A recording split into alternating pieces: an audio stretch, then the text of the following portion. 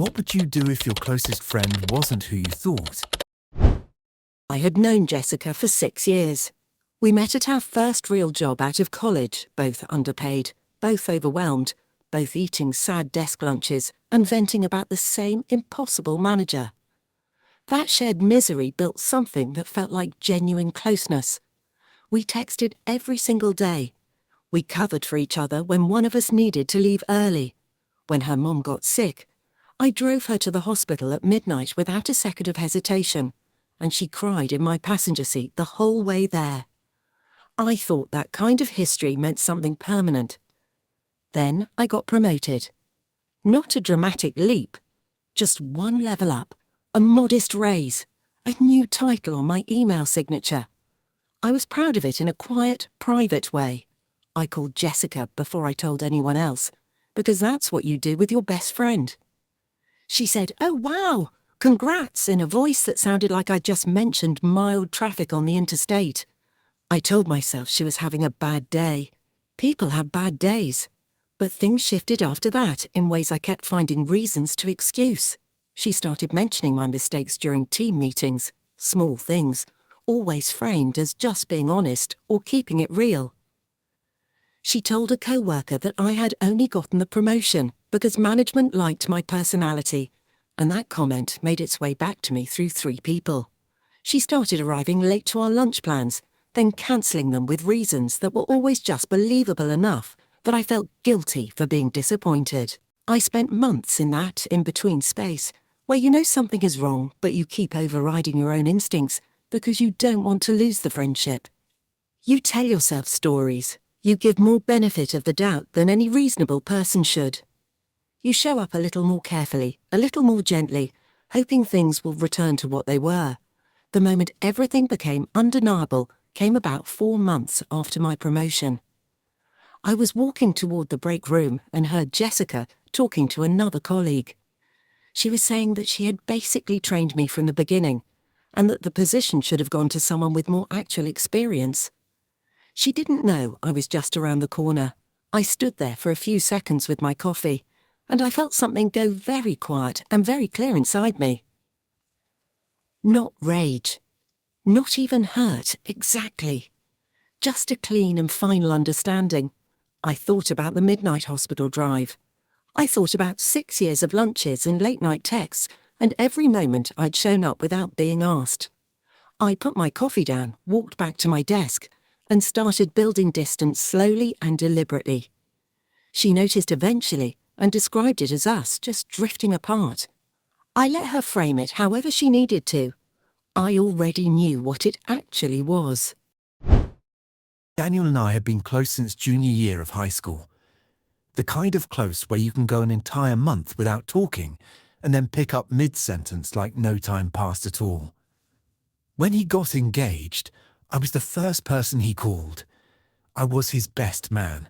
I flew across the country for his bachelor party, gave a speech at the rehearsal dinner that made his mother cry in the best possible way, and stood next to him at the altar, feeling genuinely proud to be that person in his life. I was certain that friendship was one of the few truly solid things I had. Then my long-term girlfriend and I broke up. 4 years together. We had talked about moving in, talked about what the next decade looked like. When it ended, it didn't end loudly. It just collapsed quietly over a few weeks, and then suddenly she was gone, and I was living alone in an apartment that still had her coffee mug on the shelf. I wasn't dramatic about it. I didn't fall apart publicly, but I was not okay, and the people who actually knew me could tell. I reached out to Daniel a few times in those first weeks. He was busy. He responded hours later, sometimes the next day, with things like, "That sucks, man, chin up." I told myself he had a lot going on with the new marriage and the new house. I gave him every reasonable excuse I could think of. I reached out a little less, then a little less than that. About 2 months after the breakup, a mutual friend mentioned, casually, that Daniel had been hanging out pretty regularly with my ex, group dinners, a birthday thing, normal social overlap. I want to be clear, that wasn't what bothered me. People move in overlapping social circles. What bothered me was that he had never once mentioned it. Every single time we talked, he let me process the breakup out loud without ever saying, "Hey, by the way, I should tell you something." When I brought it up, he got defensive almost immediately. Said I was being weird about it, that he wasn't going to choose sides, that I needed to relax. I told him clearly that I wasn't asking him to choose sides. I was asking him to have been honest with me, which is a completely different thing. The conversation went in circles, got uncomfortable, and ended without resolution. The next day, he texted me something about a sports game, like the conversation had never happened. That was when I understood. Daniel had never thought of our friendship the way I did. For him, it was social, something that existed in the good times, in the fun moments, in the easy years. When it required him to be uncomfortable, or accountable, or present through something difficult, it simply wasn't something he was built for. That's not a villain. That's just not a real friend. Priya and I became close in our mid-20s, the way some friendships form. Fast and total, like you skipped the early stages and went straight to the part where you know each other's worst habits and love each other anyway. We had the same sense of humor, the same guilty pleasure television shows, the same low-grade ongoing anxiety about whether we were building the right kind of life. I felt genuinely seen by her, which is not a feeling I have often or take lightly. When she was going through a hard stretch, job uncertainty, a difficult living situation, some painful ongoing tension with her family, I was there for all of it. Long phone calls that ran past midnight, showing up at her apartment with food when she said she was fine but clearly wasn't. Being the person she could say the ugly, honest, unpolished things to without worrying about how she sounded. I didn't keep score. I didn't think of it as a sacrifice. I thought of it as what friendship is. Then her life started improving. New job with a real salary. A nicer apartment in a better neighborhood. A relationship that actually seemed to be going somewhere. I was genuinely happy for her. Not the complicated, slightly resentful kind of happy, but the clean kind. She deserved good things.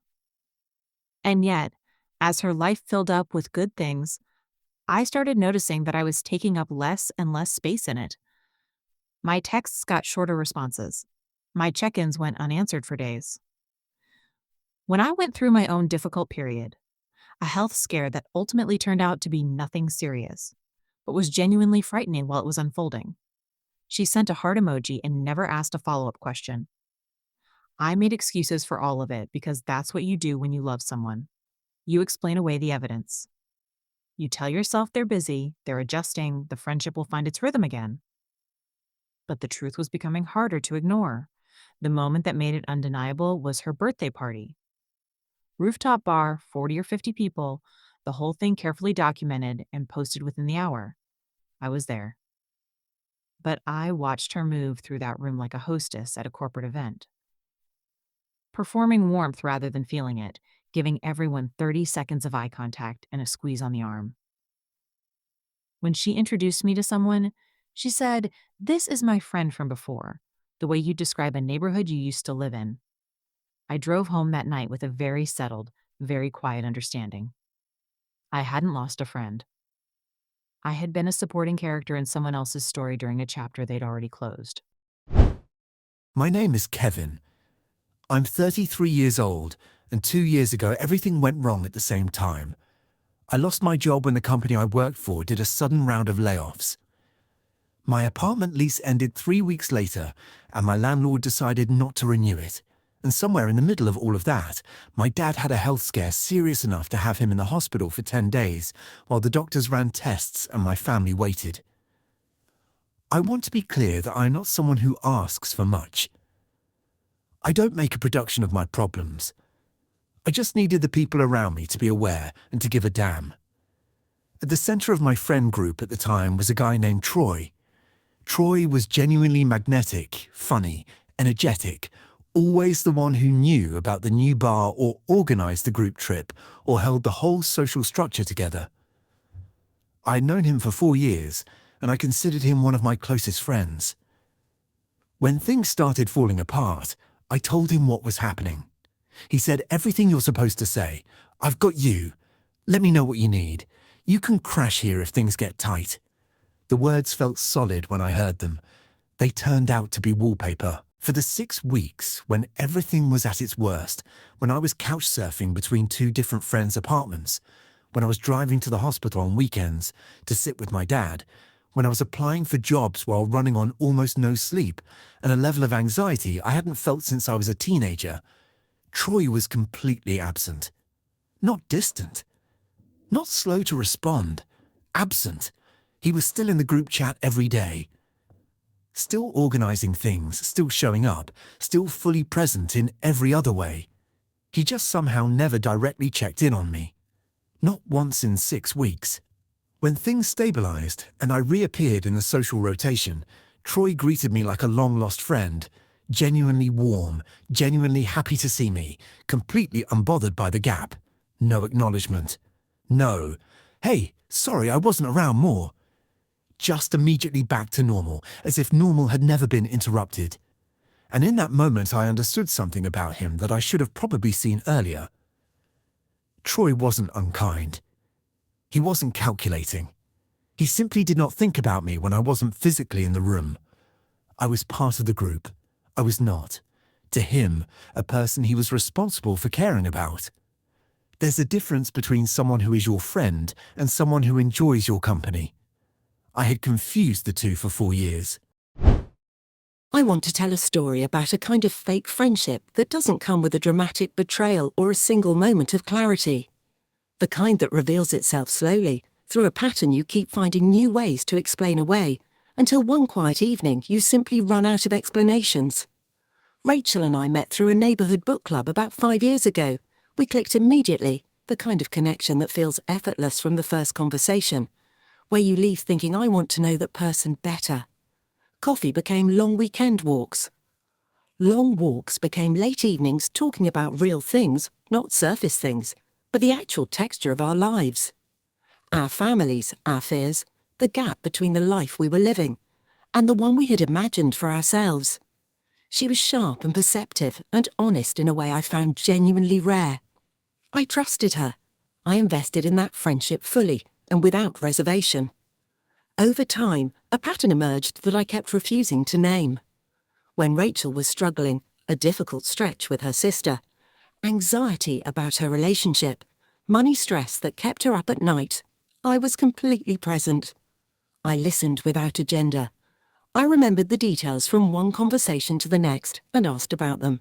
I showed up in the specific, attentive way that tells someone you are actually paying attention to their life and not just performing interest.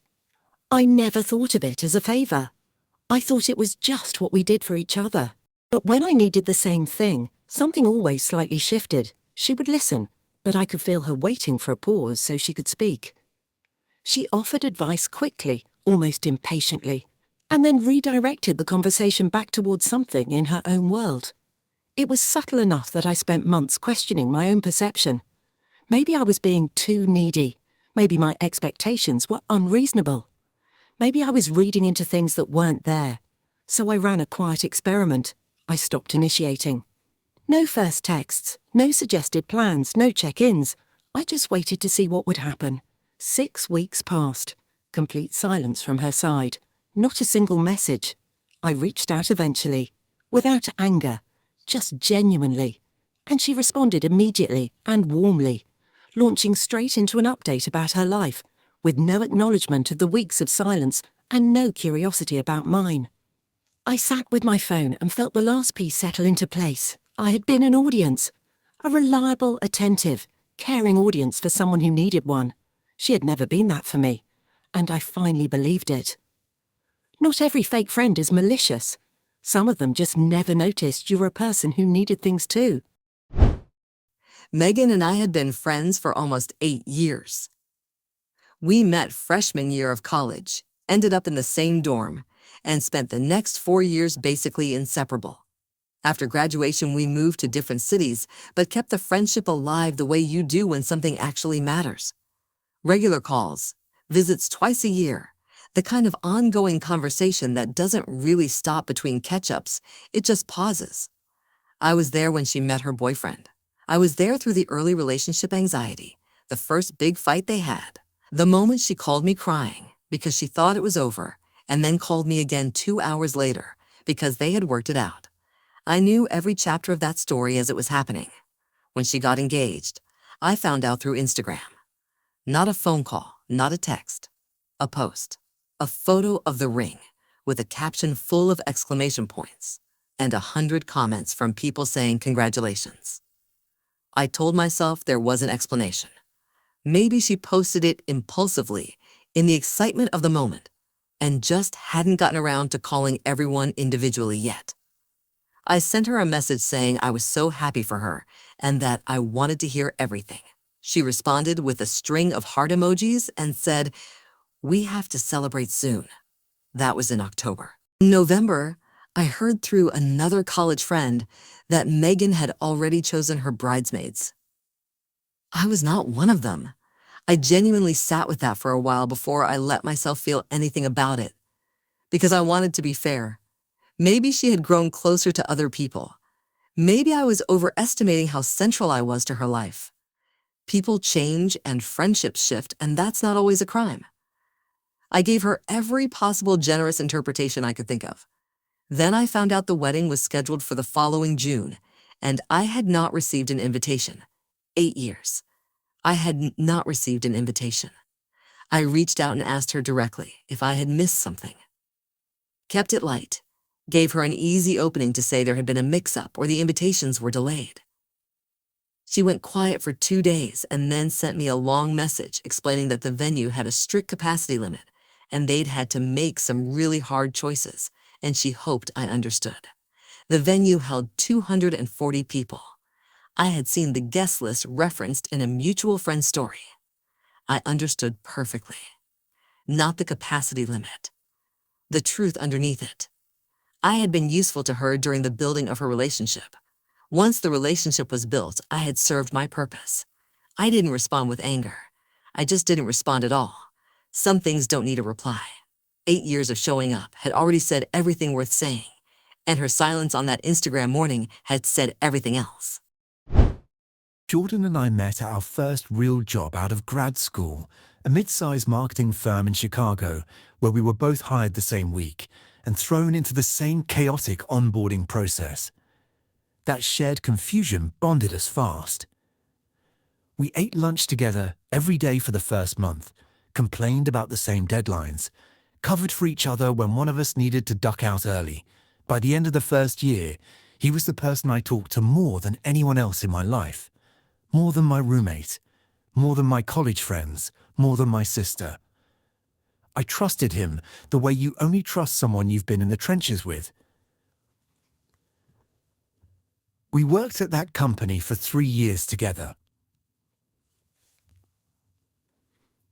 When I started quietly looking for something new, Jordan was the first person I told.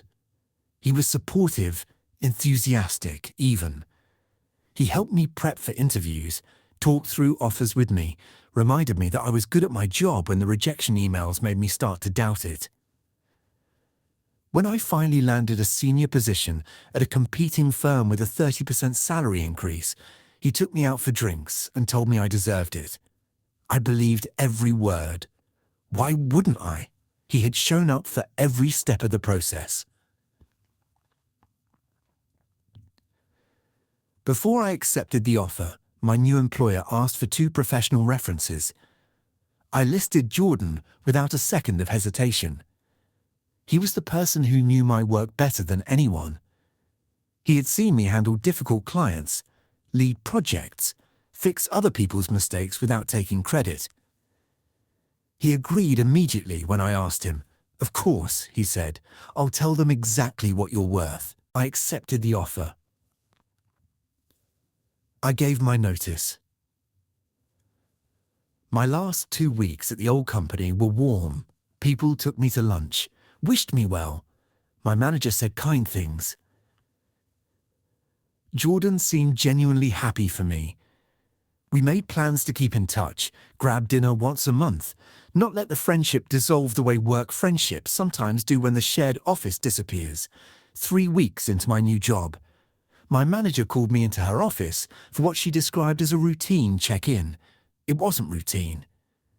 She told me, carefully and professionally, that one of my references had raised some concerns during the call, specifically around my ability to handle pressure and whether I was truly ready for a senior-level role. She didn't name the reference. She didn't have to. There were only two, and the other one was my former professor who had been retired for 6 years and had nothing but good things to say. I sat in that office and kept my face completely still while my brain ran through every conversation Jordan and I had ever had. Every late night working on a pitch together. Every time I'd helped him look good in front of management. Every drink he had bought me to celebrate a job he had apparently already begun to quietly undermine. I never confronted him. I thought about it for weeks, what I would say, how he would respond, whether he would deny it or confess or try to explain it away as just being honest. In the end, I decided it didn't matter. There was no version of that conversation that gave me back the 3 years I'd spent trusting him. I stopped returning his texts gradually, the way you let a fire go out by just not adding anything to it. He sent a few, "Hey stranger" messages over the following months, and then eventually stopped. I kept my job. My manager never brought it up again.